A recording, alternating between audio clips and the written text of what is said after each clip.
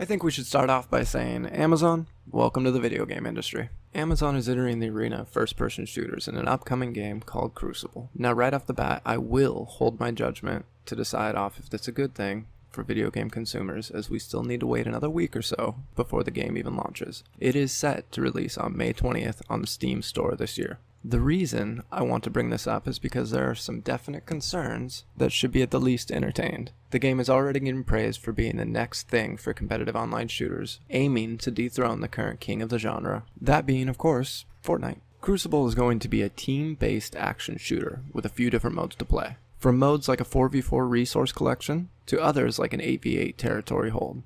The game features tons of characters and all the cosmetic items you could ever hope for. Watching the gameplay videos, the game looks pretty well polished and well designed, adding in different environmental aspects to the traditional team versus team gameplay. Similar to Fortnite, Amazon's new game is going to be free to play, but Amazon will need to cover their costs, and there are a few ways that they can and will do this. One way is for the game to make money is the typical anti-consumer practice of having microtransactions littered all throughout the game. Crucible is going to have in-game credits that the players can, well, play the game for. This model is similar to, say, League of Legends. Play a few games, get some coins, then save up enough to purchase some items. Pretty straightforward. The game is going to have everything from skins, emblems, banners, to alternative character voices, all available for purchase through the in-game store. Meaning if a player doesn't even want to spend a dime on the game, then that's okay. And although there will definitely be some sort of grind associated with it, the player will have the ability to have access and unlock every item in the game, with the only investment being that of time. Although grinding is not necessarily something gamers are known to enjoy, and Amazon will of course have the option for you to opt out of it, allowing the player to also be able to purchase this in-game currency with real money, with the range starting so far to be from $5 to $80 worth of the in-game currency. This, unfortunately, anymore, is pretty much commonplace in today's industry, with multiple other games doing just the same thing.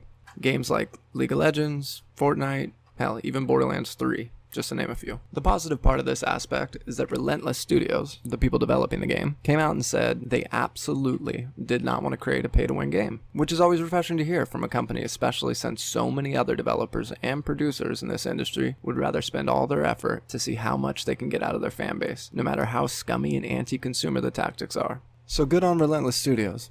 It's nice to see. Awesome to see the stance for anyone as far as these AAA industry games go. In an interview with Games Radar, the franchise lead, hopefully I'm saying this right, Holland Johansson, and I apologize if I didn't, he states that they really wanted to keep the community in mind, going on to say, what we're trying to really do with this game, and this goes for monetization, is create a long-term relationship with our player base. That's why things like loot boxes are not the way to go for us. With all the traditional monetization boxes being checked in favor of us, the consumer, by the company, well, and this of course depends on the scale of the grind, but by today's standards, it's pretty good. All the microtransactions are available to all and don't affect gameplay. Strictly cosmetic. Well, this is a new one in the gaming industry as far as I'm aware, and here is where things get interesting.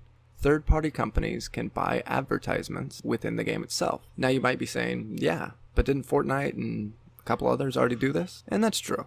Well, sort of, but never to this extent. While Fortnite does have in-game product placement, the company and products they're promoting are not owned and distributed by Fortnite, while this is a very real option for Amazon. With Amazon being able to track your Amazon Prime account, items that you're interested in, they could theoretically take that data and then create personalized in-game advertisements for the products they wish to sell to you. Say you start looking at a pair of Nikes earlier in the day on Amazon. Maybe you didn't get around to buying them. Maybe it slips your mind, right up until you hop on to play a few matches of Crucible, only to find Nike product placement within the game to remind you not to forget to purchase the new pair you were looking at earlier. Well, even if this never goes that far, these non-gaming industry companies can pay for developers to create, say, new characters and skins for those characters. Take KFC for just one likely, albeit extreme and hyperbolic example.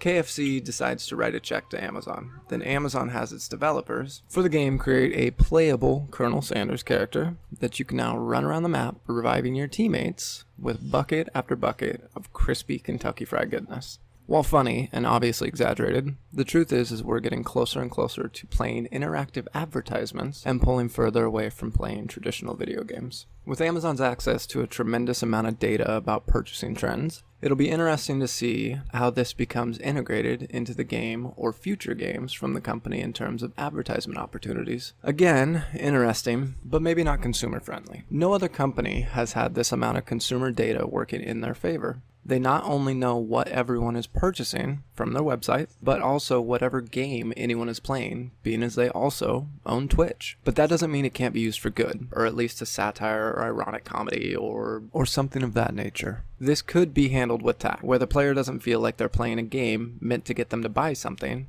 but instead add some form of cultural value from the companies that we interact with on a daily basis. Hell, it could be fun. But the caution from this company should be taken when the last thing any gamer wants to be thinking about when booting up their next match is whether or not they should be switching cell phone providers, because AT&T wanted to purchase some advertisement space within the new game. Now, there are certain markets that will get more exposure within the game than other comparable ad-driven social media sites, such as Facebook, for example, and this will allow those companies to reach more people, especially within any specifically targeted demographic. Now, it's got to be said that I completely understand that companies need to make money to provide the services that we as gamers love to consume, and that is our responsibility to support them if we continually want great media to keep being produced. But it is when these companies start behaving in anti-consumer ways that continues to plague this current video game industry that gamers take issue with them. The company is more worried about making the dollar than about the consumer's enjoyment of their product. Just look at the hit to Bethesda's reputation over the past 2 years. Once a beloved company, and now it's something else. Although a smaller issue to many gamers, Crucible is also only being launched on the PC platform, which brings up the potential issue with Amazon developing games and putting them on their new and upcoming cloud-based video game streaming service. This could be problematic because although over the past few years we have seen a decrease in platform-exclusive games compared to previous console generations, there's always the potential for misuse, the Amazon having both the means to make the game, create the platform on which you play it, and own the streaming service where millions watch it. Will they use this to add one more system to a shopping list if you want to access one of their games? Meaning, PlayStation will have their own exclusive games, Xbox, Steam, Epic Game Store, and now Amazon. Personally, I've always had issues with gaming exclusives. I'm a firm believer that they do not ever have the gamer's interest in mind when they release the title. It would be nice to have it to where every gamer could play every game on their platform of choice. I, of course, have my own preferences for what console or PC I play on. But even in support of them, I never want a gamer to not be able to play the games that they're interested in because they don't have the right system. I want to have these games shared. The more that play them, the better. I hate the idea that someone who purchased an Xbox might not have the money to go out and buy a PS4 or a PC and miss out on not only some of the most gorgeous games, but some of the most beautifully written games of this generation. I think it is terrible that they could miss out on games like Bloodborne, God of War, The Last of Us, the newest Spider-Man edition, even Uncharted. Each of them gave me a moment at the end where I had to pause and say,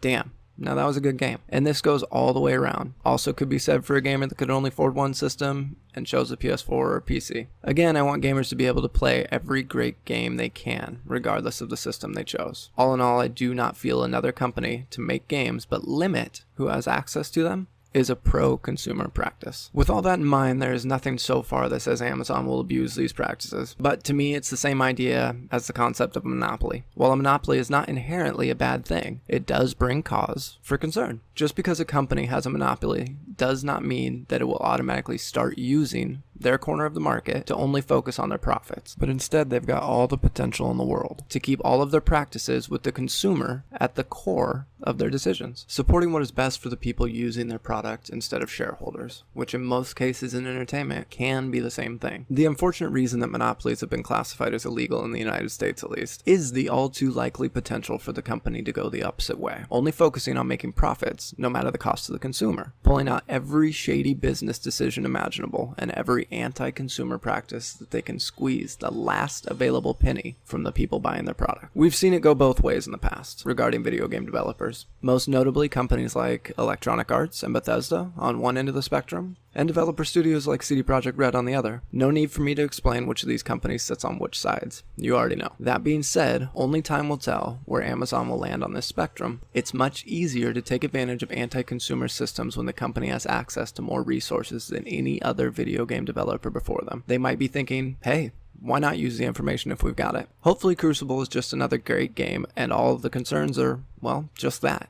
Concerns, not complaints. Feel how you might about Amazon, but there can't be a full verdict made on how they will handle being in the industry until they've got some time. All the while, just knowing that they've got some very unique advantages. Let me know down in the comments what you think about Amazon getting into the video game development market, and if any of this is concerning to any of you. Also, let me know how excited people are to play this new game. Hopefully it's a fresh new take on a genre that's definitely seen some fatigue in the recent past.